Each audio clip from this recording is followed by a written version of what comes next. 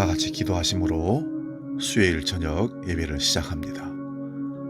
하나님 아버지, 오늘도 우리를 지켜주시고 하루를 승리케 해주셔서 감사합니다. 이 밤에 또 마음의 무릎을 꿇고 하나님 앞으로 나아가는 수요 예배를 드립니다. 있는 곳에서 하나님 성령으로 함께 해주시고 하늘 기쁨으로 가득 찬 이 밤이 되게 하여 주시옵소서. 오늘도 주께서 주시는 말씀을 듣기를 원합니다. 주여, 우리 영의 마음의 길을 열어주심으로 하늘 음성을 듣고 다시 한번 하나님의 놀라운 능력을 체험하는 은혜의 시간으로 역사하여 주옵소서. 우리 주한 성도들 어느 곳에 있든지 수요 3일 밤 예배를 통해서 한 마음으로 교통하게 하시고 성령 안에서 무시로 기도하며 서로 아름다운 교회와 가정을 만들어갈 수 있는 우리 믿음의 공동체가 되게 하여 주시옵소서. 예수님의 이름으로 기도하옵나이다. 아멘.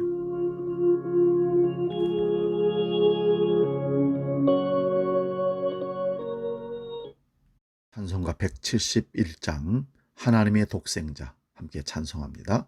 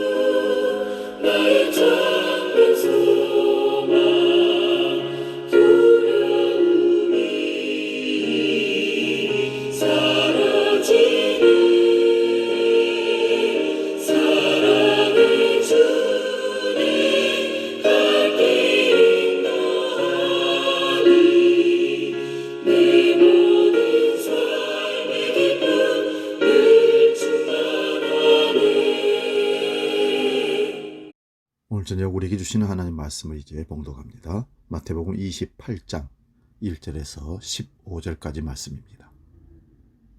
신약성경 52면에 있습니다. 마태복음 28장 1절에서 15절 말씀 봉독할 때 살아계신 주님의 음성을 들을 수 있기 바랍니다. 봉독합니다. 안식일이 다 지나고 안식 후 첫날이 되려는 새벽에 막달라 마리아와 다른 마리아가 무덤을 보려고 갔더니 큰 지진이 나며 주의 천사가 하늘로부터 내려와 돌을 굴려내고 그 위에 앉았는데 그 형상이 번개 같고 그 옷은 눈같이 희건을 지키던 자들이 그를 무서워하여 떨며 죽은 사람과 같이 되었더라.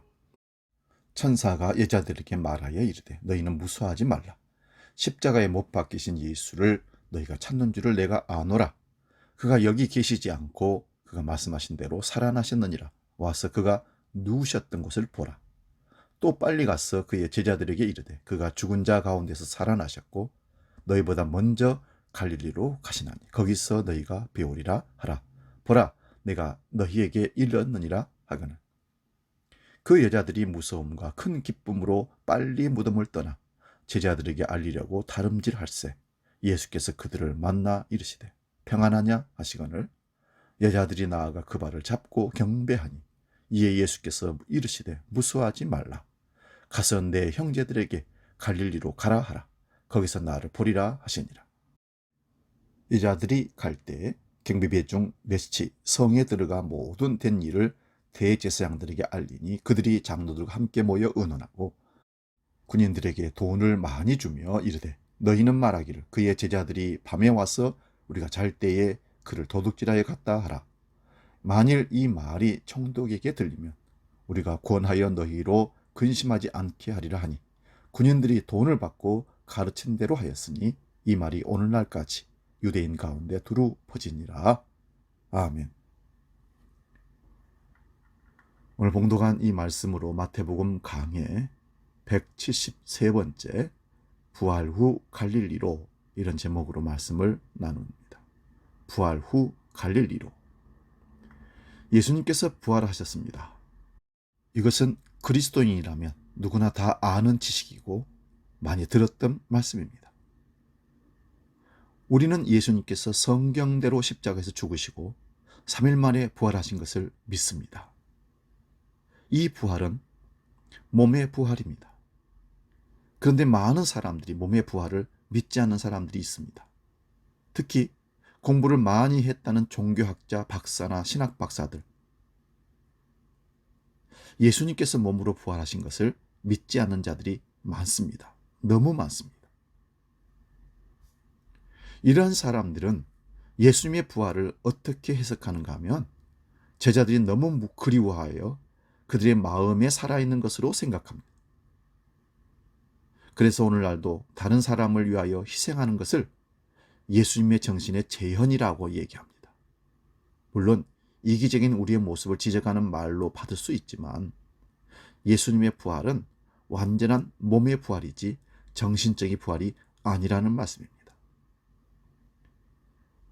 공부를 많이 하고 책을 많이 읽고 지식을 많이 쌓을수록 이런 사람들이 많이 생겨나는 경우가 있습니다. 차라리 공부를 하지 않고 믿었더라면. 참 불쌍한 영혼들이 많습니다. 신학자들 가운데, 종교학자들 가운데, 신학교 교수들 가운데. 우리는 이런 문화 풍토 속에서 신학을 공부하고 목회자가 되는 목회자들을 잘 주시해서 보실 필요가 있습니다. 예수님의 몸의 부활을 부인한 자들이 있으면 반드시 돌아서시기 바랍니다. 그들은 더 이상 예수님을 말할 자격이 없는 자들입니다.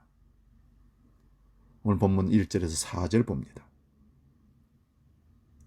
안식일이 다 지나고 안식 후 첫날이 되려는 새벽에 막달라 마리아와 다른 마리아가 무덤을 보려고 갔더니 큰 지진이 나며 주의 천사가 하늘로부터 내려와 돌을 굴려내고 그 위에 앉았는데 그 형상이 번개 같고 그 옷은 눈같이 희거늘 지키던 자들이 그를 무수하여 떨며 죽은 사람과 같이 되었더라. 안식일이 다 지나고 안식 후 첫날이 되려는 새벽에 막달라 마리아와 다른 마리아가 무덤을 보려고 갔답니다. 이들은 예수님의 장사 지내는 것을 목격한 사람들입니다. 그리고 다른 병행 본문을 보면 예수님의 시신에 기름을 붓기 위해서 갔다고 합니다. 그러므로 그들이 가면서 돌문을 어떻게 열지를 염려하면서 갔다는 것입니다. 왜냐하면 예수님이 묻히고 돌문이 닫히는 것을 보았기 때문에 그렇습니다. 그리고 그 돌이 크고 여자의 몸으로 그것을 움직일 수가 없다는 사실을 알았기 때문입니다. 그런데 갑자기 큰 지진이 일어나고 천사가 내려와서 무덤의 돌을 굴려내고 그 위에 앉아 있습니다. 그 천사의 형상이 번개 같고 그 옷은 눈같이 희다 합니다. 이런 모습을 본 경비병들이 그 천사를 무수하여 떨며 죽은 사람과 같이 되었다 합니다. 본문 11절 15절을 보면 여자들이 갈대에 경비병 중 몇이 성에 들어가 모든 된 일을 대제사장들에게 알리니 그들이 장로들과 함께 모여 의논하고 군인들에게 돈을 많이 주며 이르되 너희는 말하기를 그의 제자들이 밤에 와서 우리가 잘 때에 그를 도둑질하여 갔다 하라. 만일 이 말이 총독에게 들리면 우리가 권하여 너희로 근심하지 않게 하리라 하니 군인들이 돈을 받고 가르친 대로 하였으니 이 말이 오늘날까지 유대인 가운데 두루 퍼지니라. 지난주 마태복음 27장 62절에서 66절에 보았듯이 예수님께서 3일 만에 부활하신다는 말씀을 대제사장과 바리새인들도 알고 있었기에 경비병들을 보내어서 무덤을 지키게 한 것입니다. 성전 경비병들이 무덤의 돌을 임봉하고 무장하고 지키고 있었습니다. 그런데 예수님의 부활 시에 지진과 천사가 나타나서 무덤의 문이 열리자 경비병들이 혼비백산하여 이 모든 된 일을 대제사장들에게 알립니다. 대제사장과 장로들이 그때 의논하여 그 군인들에게 돈을 많이 주고서는 입막음을 한 거죠. 그러면서 이렇게 말하라고 했답니다.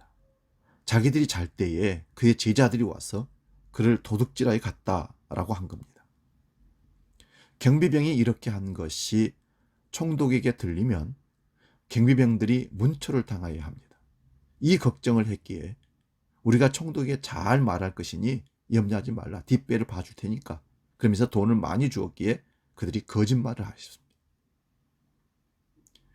이 말이 오늘날까지 유대인 가운데 두루 퍼졌다고 합니다. 여기 오늘날이란 마태복음이 기록될 당시까지입니다. 그런데 이러한 내용까지 기록되어 있는 것은 더욱 예수님의 부활을 증거할 뿐이지 부인하지는 못한다는 내용입니다. 사내들인 공회의 힘이 얼마나 막강한지 무덤을 제대로 지키지 못한 경비들의 문책도 막아줄 수 있는 자들입니다.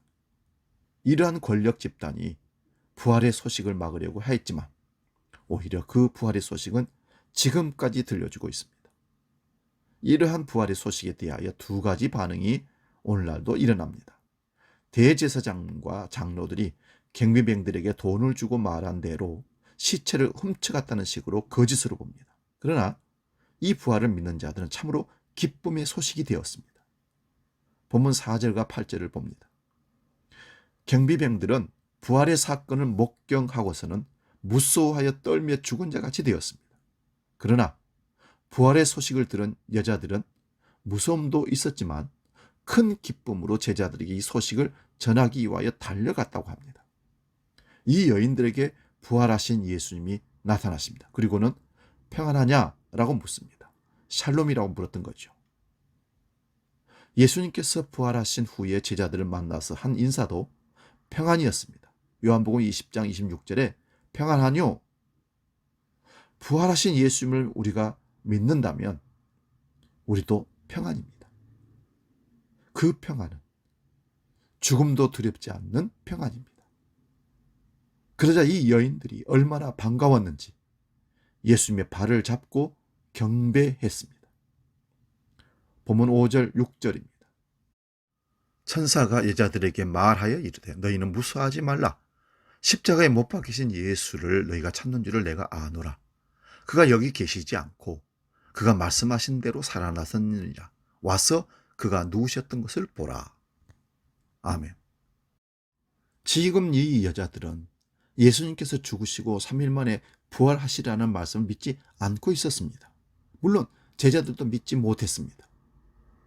이 세상의 마지막 날 부활하는 것은 믿었지만 예수님이 말씀하신 대로 3일 만에 몸으로 부활하실 것을 믿지 못했던 것입니다. 그러므로 천사가 여자들에게 전하는 말이 예수님께 말씀하신 대로 살아나셨다고 합니다.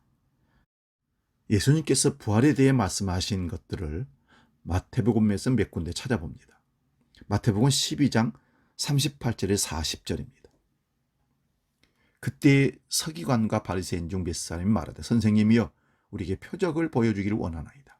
예수께서 대답하여 이르시되 악하고 음란한 세대가 표적을 구하나 선지자 요나의 표적밖에는 보일 표적이 없느니라.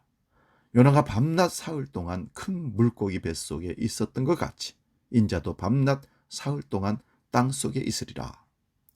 여기서 부활에 대한 말씀을 직접 하시지는 않았지만 요나가 물고기 뱃속에서 3일 만에 나온 것을 잘 아는 유대인들은 예수님도 요나처럼 3일 만에 부활하실 것을 말씀하신 겁니다. 이것이 예수님의 표적입니다. 그리고 마태복음 16장 21절 25절에도 또 말씀합니다. 이 마태복음 16장에서는요. 예수님의 수제자 베드로가 신앙 고백을 합니다. 주는 그리스도시요 살아계신 하나님의 아들이니이다. 가이사라 빌립보에서 이 고백으로 베드로가 대단한 칭찬을 받습니다. 근데 그때 비로소 예수님께서 십자가에 달려 죽으시고 부활하실 것을 말씀하십니다. 그러자 베드로가 그럴 수 없습니다. 예수님 십자가에 죽을 수 없습니다. 항변하다가 결국은 사단아 내 뒤로 물러가라 책망까지 받게 된 것이죠. 베드로는 예수님에 대하여 주는 그리스도시며 살아계신 하나님의 아들이라고 바른 신앙 고백을 했습니다. 그런데 이 신앙 고백은 혈육이 아니라 하나님 아버지께서 알려주셨다고 예수님 말씀하셨어요. 이 고백을 받으실 때에 예수님은 자신의 고난과 죽으심과 부활에 대한 말씀을 베드로에게 하자 베드로가 말리고 나섰습니다. 요나의 표적에 대한 말씀을 들었고 지금 두 번째 죽으시고 부활하실 것을 말씀하시는데 베드로는 예수님의 죽으심에 대하여 이해를 못하고 있기에 그러시지 말라고 말리고 나섰다가 사탄아 물러가라는 책망을 받았던 겁니다. 예수님의 죽으심이 없이는 우리의 생명도 없는 겁니다.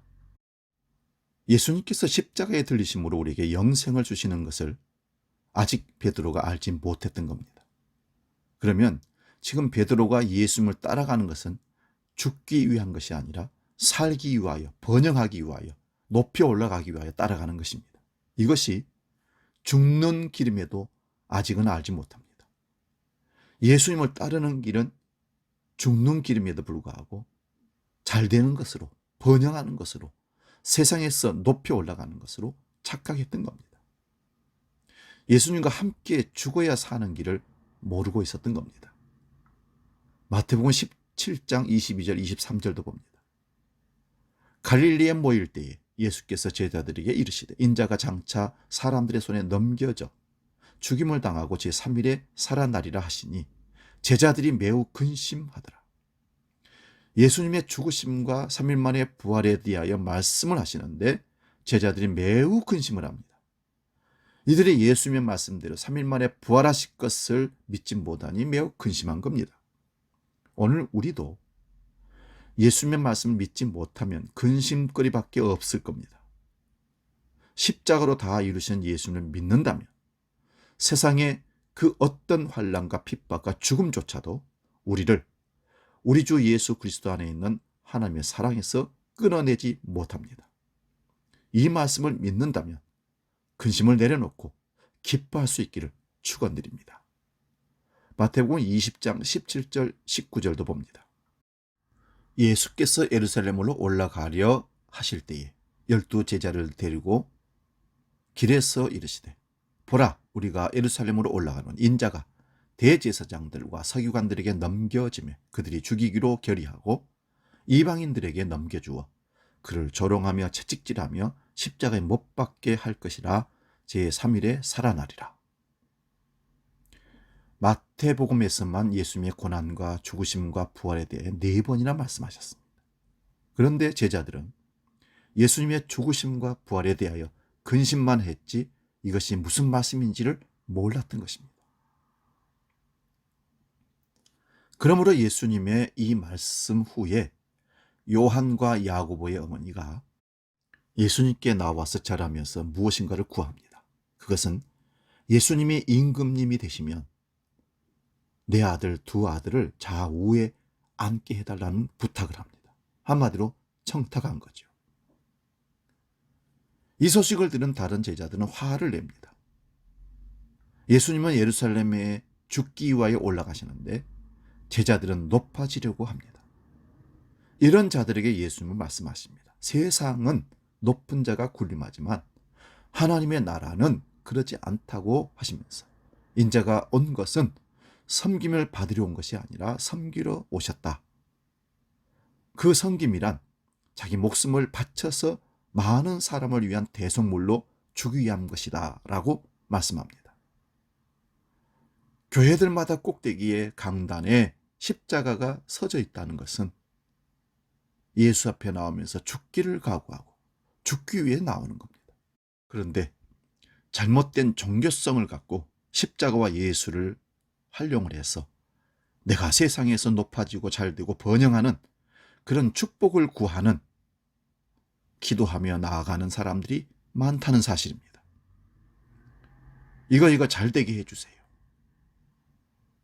하나님께 드림이 되고 하나님 앞에 내 육신을 죽이고 쳐서 복종하여 영으로 사는 것을 기대하는 것이 아니라 영은 죽든지 말든지 상관없고 육체를 불려서 강하게 만들겠다는 심산이죠. 본문 7절과 10절 말씀 봅니다. 천사가 여자들에게 말하기를 빨리 제자들에게 가서 그가 죽은 자 가운데서 살아나셨고 너희보다 먼저 갈릴리로 가실 것이니 거기서 너희가 배울 것이라 합니다. 이 소식을 전하려고 가는 중에 예수님을 만나게 됩니다. 예수님도 여자들에게 말씀하시기를 내 형제들에게 갈릴리로 가라 합니다. 그곳에서 나를 보리라. 여기서 예수님은 제자들을 형제로 부르십니다. 제자 베드로는 3번이나 저주 맹세하면서 예수님을 부인했습니다.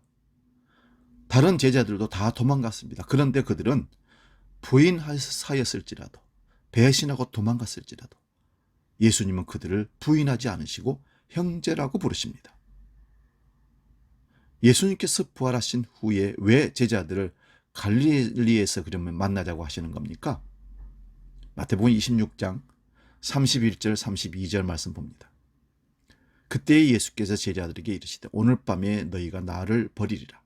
기록된 바 내가 목자를 치리니 양의 떼가 흩어지리라 하였느니라. 그러나 내가 살아난 후에 너희보다 먼저 갈릴리로 가리라.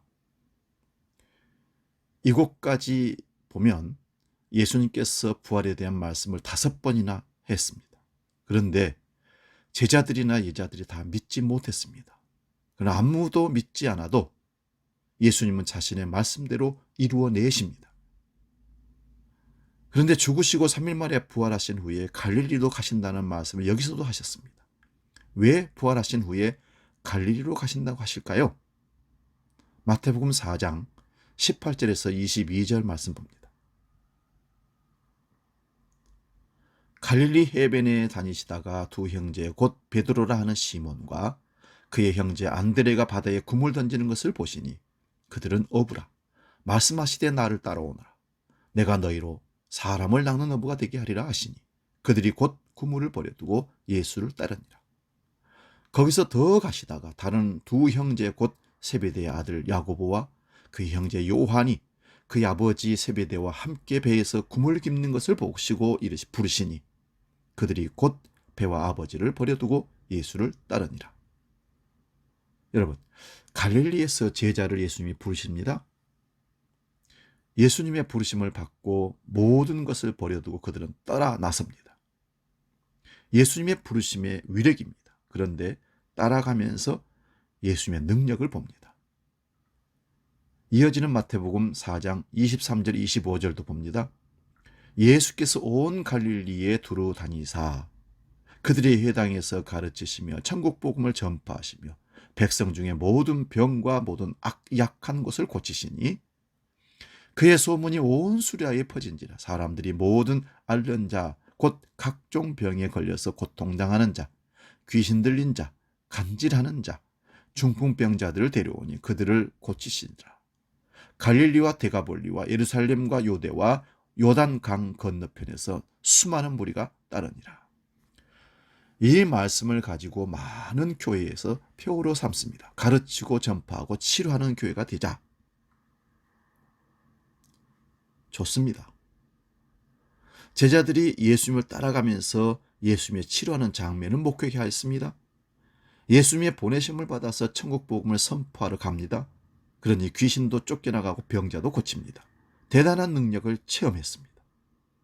예수님이 그렇게 기다리던 메시아임을 조금씩 확인하고 나아가는 것입니다. 그러므로 이런 예수님과 함께 예루살렘으로 올라가면 모든 백성들이 예수님을 임금으로 맞이할 것으로 생각했습니다. 착각이었죠. 그래서 앞에서 본 대로 서로 시기 경쟁하면서 서로 높은 자리 차지하려고 따라가게 된 겁니다. 예수님은 예루살렘에 왜 올라가십니까? 대제사장들과 장로들에게 잡히고 고난받고 죽기 위하여 올라가십니다. 이런 것을 우리는 동상이몽이라고 합니다. 제자들의 꿈이 십자가 앞에서 다 무너집니다. 그런데 예수님은 부활을 말씀하시면서 부활 후에 갈릴리에서 만나자고 하십니다. 처음에 갈릴리에서 제자를 부르시고 예루살렘으로 향하셨던 그 처음 자리인 갈릴리로 내려가자고 하신 것입니다. 그 갈릴리에서 다시 시작해야 한다는 말씀이기도 합니다. 갈릴리에서 예수님은 제자들에게 마지막 말씀을 하십니다. 그리고 제자를 삼고 가르칠 것을 그들에게 명령합니다. 그런데 제자들은 곧 예루살렘으로 다시 올라옵니다. 예수님께서 승천하신 장소가 예루살렘 가까이 있는 감람산입니다. 그렇다면 예수님과 제자들이 갈릴리로 갔다가 다시 예루살렘에 오셨다는 것이 됩니다. 그렇다면 왜 부활 후에 갈릴리에서 만나자고 하신 겁니까? 앞에서 본 대로 처음 갈릴리에서 예수님의 부르심을 받아 예루살렘까지 예수님을 따라가면서는 높아지려고 따라갔습니다. 잘 살기 위해서 따라갔습니다. 그런데 부활 후에 다시 예루살렘으로 간 것은 죽기 위해서 간 것입니다. 이것이 십자가 전후로 나누어지는 것입니다. 십자가 전에는 살기 위하여 예수님을 따랐으니 죽는 길이었습니다. 그러나 십자가 이후로 성령이 임하고 예수님을 따르는 길은 예수님과 함께 고난과 죽음의 길로 가게 되는 것입니다.